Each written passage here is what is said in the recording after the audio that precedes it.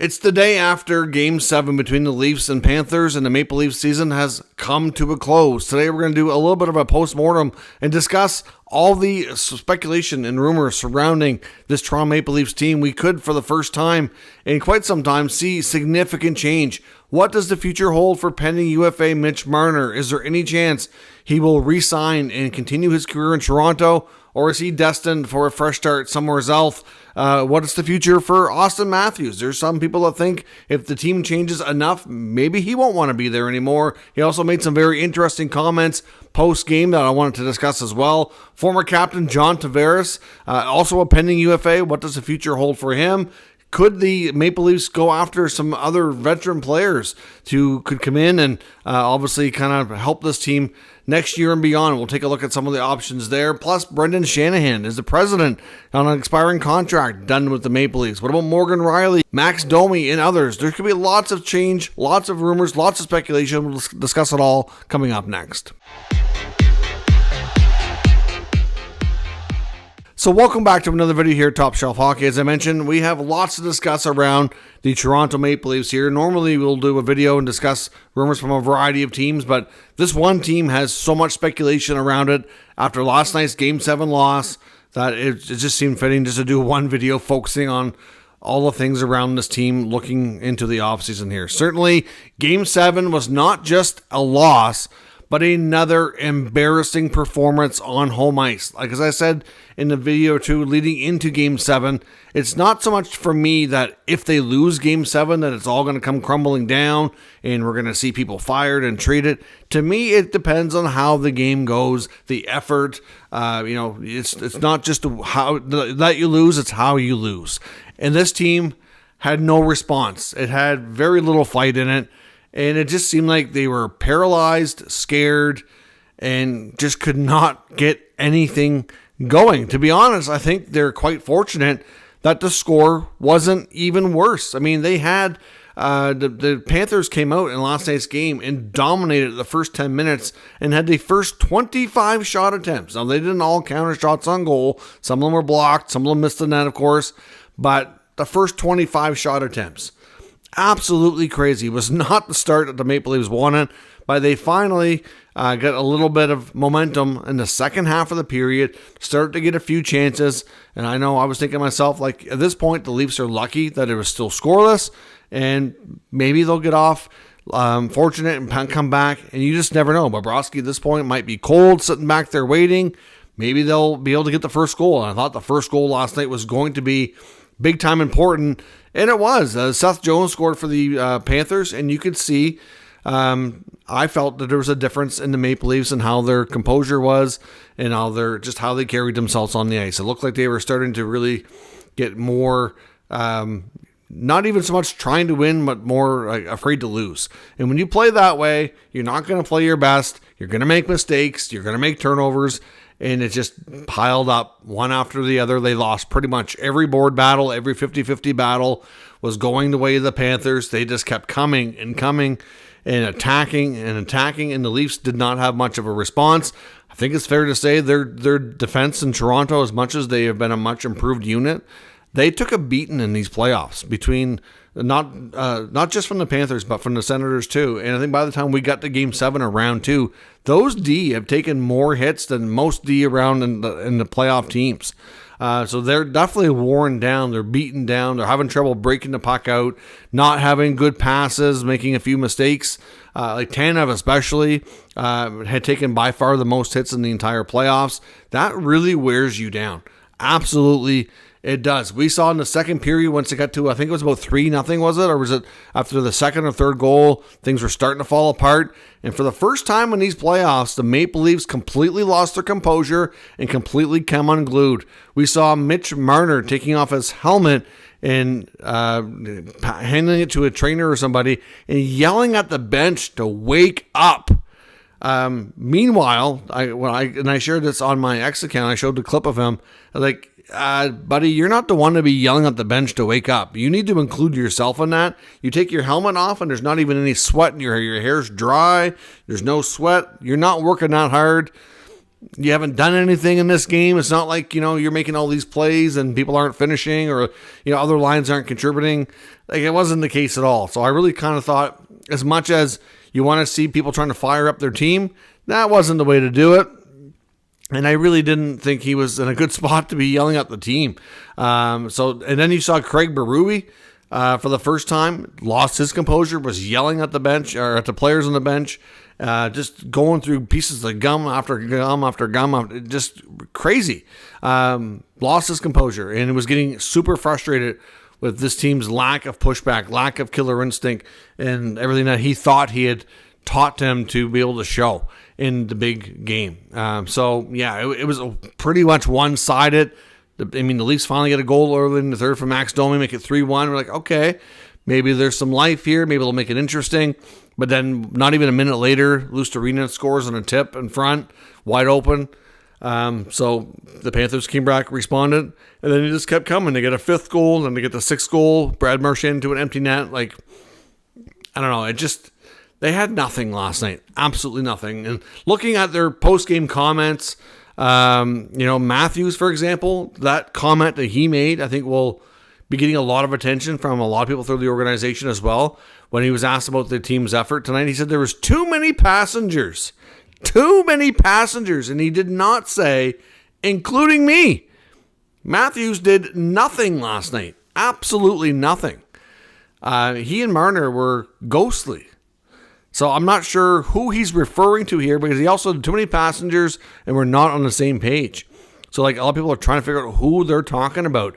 There are some people, and I don't know if there's anything to it. I can't verify it. Some people think there might be a little bit of a, I don't know if we want to call it a rift or just a difference of opinion between like Matthews, Marner, and like Nylander. I don't know. I can't verify that at all. But I know that's just, I've seen a few people mention it online. But too many passengers. You're the captain. You need to be a leader, and you need to be like, start with yourself and take accountability. Somebody who has not produced in the round two or really had the big moments like you should be to lead your team that you're being paid to do.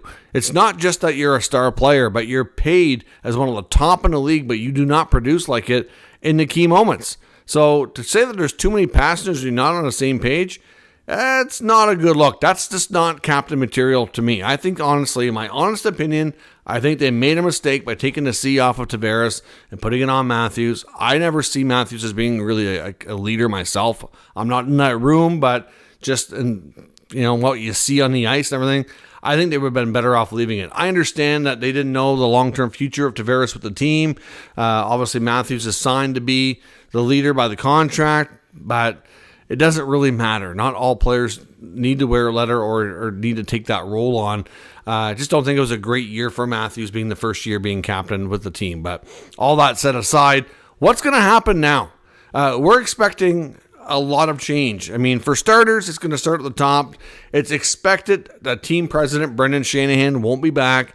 We know that MLSE, Keith Pelly, of course, we know that he's the from the board, like the member that's in charge of this team, and will be making the final decisions. Shanahan's contract is expiring after all these years, not getting out of the second round, only winning 2 playoff series in that entire time. I would think that Shanahan's likely done. The Shannon plan has only gotten them so far. Yes, they've had some good regular seasons, but they have not been able to get over the hump in the playoffs. They continuously run it back. We've heard that Shanahan has blocked trade before Dubas left. He wanted to shake up the core four and trade somebody, change things up, and it was believed that Shanahan put a block on that and would not let him do it. He's ultimately responsible for these guys all making the money that they're making and not allowing it, past regimes or past general managers to make trades or anything like that. So I think Shanahan is a goner, and I'd be shocked if he wasn't. Because Keith Pelly, based on his comments last year when he came in, I'd be shocked if Shanahan's still around. So that's first and foremost. Now, Brad Treliving hasn't been on the job that long, and I suspect that under Shanahan, he's done a lot of good, but like the back end is better, the goaltending is better. The forward group is questionable. I mean, because there's so much money tied up in the top guys, can they really get better depth? But I guarantee you that when he took that job, I would not be surprised at all if Shanahan was like, we're not trading any of these guys.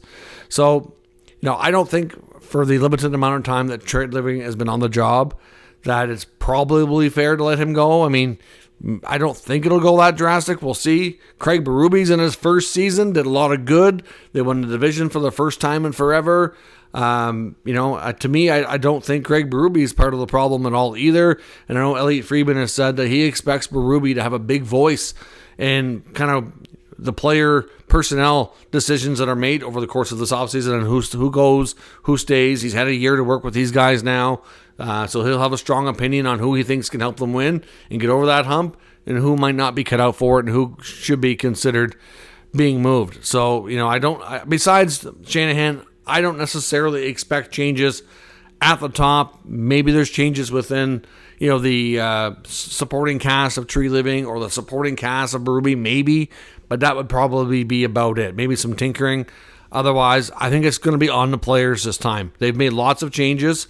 We've seen Babcock come and go, Keefe come and go, Berube's there, Dubas has come and gone. Maybe it's actually on the players. So, it's expected at this point that there's a pretty good chance that Mitch Marner just played his last game as a Maple Leaf. I know Elliotte Friedman on his podcast this morning said that he feels it's going to be difficult for Marner and his agent, along with the Leafs, to reach a deal unless one side drastically changes their positioning and views on how this needs to go. You could tell by his post-game comments the last couple games to me when he was referring to, because he was asked about his time in Toronto playing with Matthews, being a Maple Leaf. And to me, I get the impression it almost sounded past tense. We've seen how his body language towards the end of the game, I mean, it wasn't like a shock that they lost the game. They knew they were losing with quite a bit of time left. And in the final minutes, he's got his hung head down at the bench, pretty somber, pretty sad looking, which you expected. They're losing, but it was even more than usual that we've seen in past years.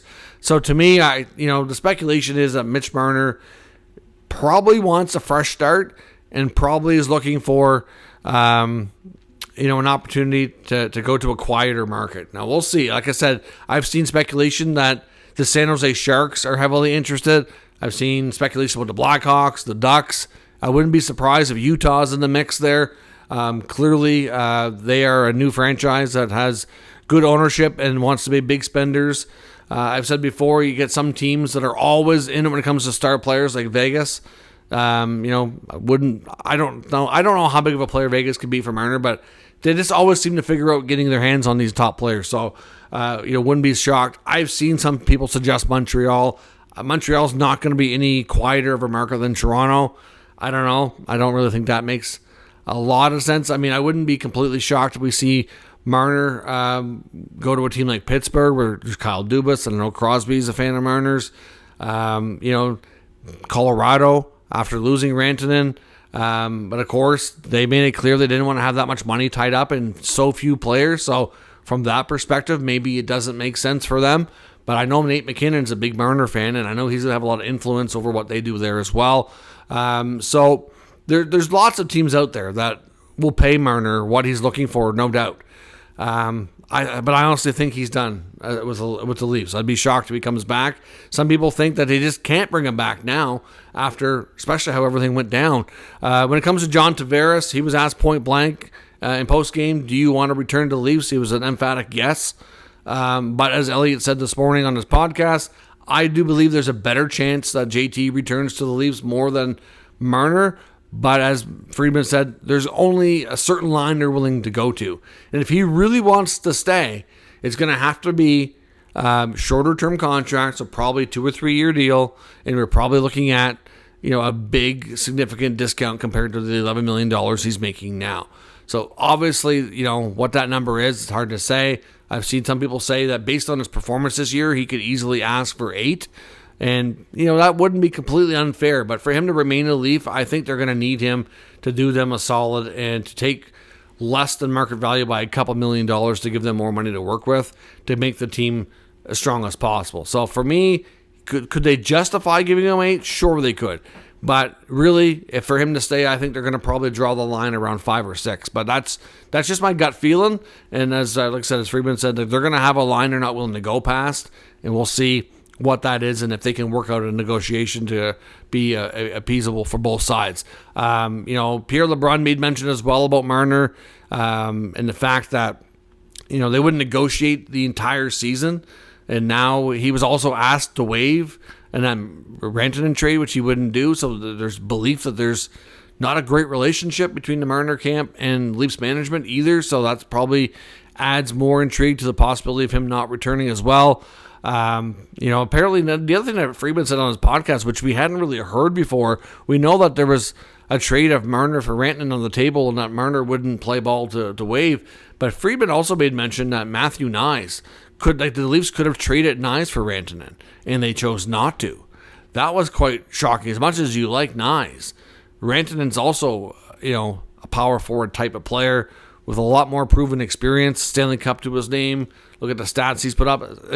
I understand parting with Knies maybe not a great, thought for them, but to get a player like that and they still said no kind of surprises me a little bit. Now, would it have been Knies for Rantanen 1-for-1? I can't say that. He didn't elaborate on any other details, but certainly some interesting times there. Obviously Knies is going to be a big critical piece for them moving forward, so it would be interesting to see how that RFA contract works out between Toronto and Knies, but I'm sure that they have every inclination of wanting to keep him. I suspect pretty good chance he gets a deal done and remains there.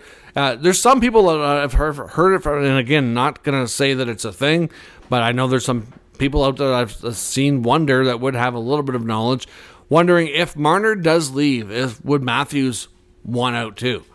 Is Matthews getting tired of the pressure and the noise, as they like to call it, from the outside, that they deal with in the Toronto market? And I don't know. I really don't know if he is or he isn't, but there's some that wonder if Marner departs via free agency, is Matthews going to want out?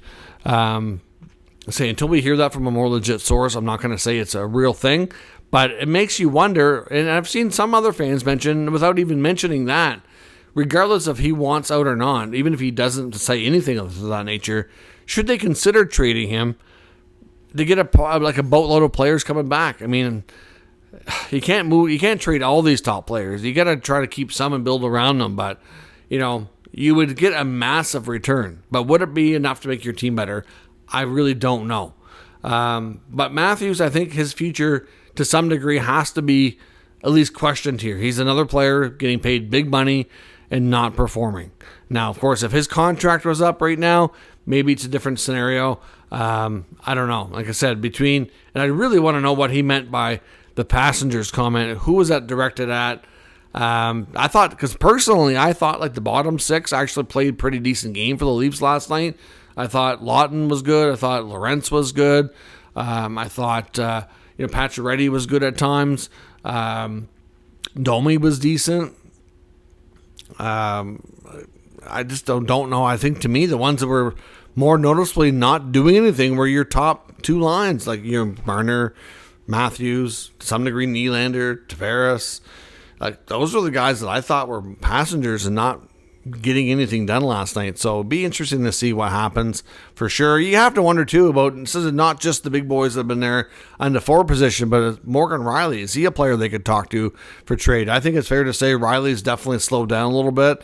To me, I don't know if that contract's going to age well. He's got a lot of term on it. Would they consider moving him? That's another name that I think is fair to be in question here.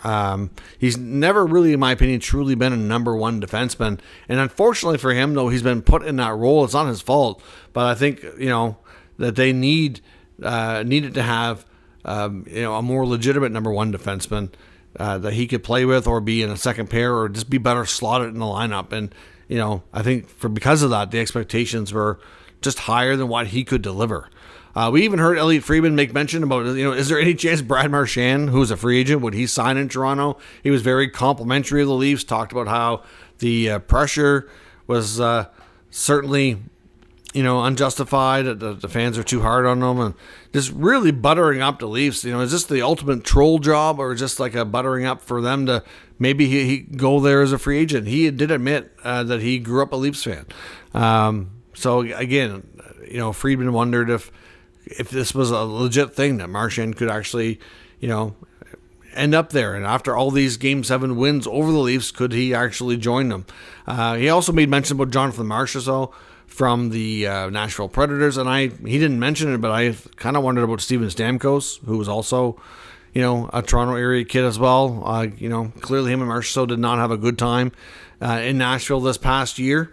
Are they looking for a change? Is there any way that something like that would be in play? I don't know. For the main part, I want to focus today on who with the Leafs could be on their way out. We'll, over time, kind of get more speculation about who might be coming in. But the big thing is Marner and Tavares are UFAs. And are they going to be back? How does it impact Matthews? Is there any chance he doesn't want to be there anymore? It just makes you all wonder what's going to happen. And Shanahan, too. Domi's name has been out there. Rielly's name could be out there. I think we could see significant change for the Maple Leafs this offseason. So let me know what your thoughts are on the Leafs, the postmortem here after the Game 7 loss. Or what kind of significant changes do you see happening? Let me know your thoughts in the comments. We'll discuss further. If you're new to the channel, make sure you subscribe and stick around. We'll keep you up to date with the latest news, rumors, and analysis of all 32 NHL teams. Thanks for watching. I'll catch you next time.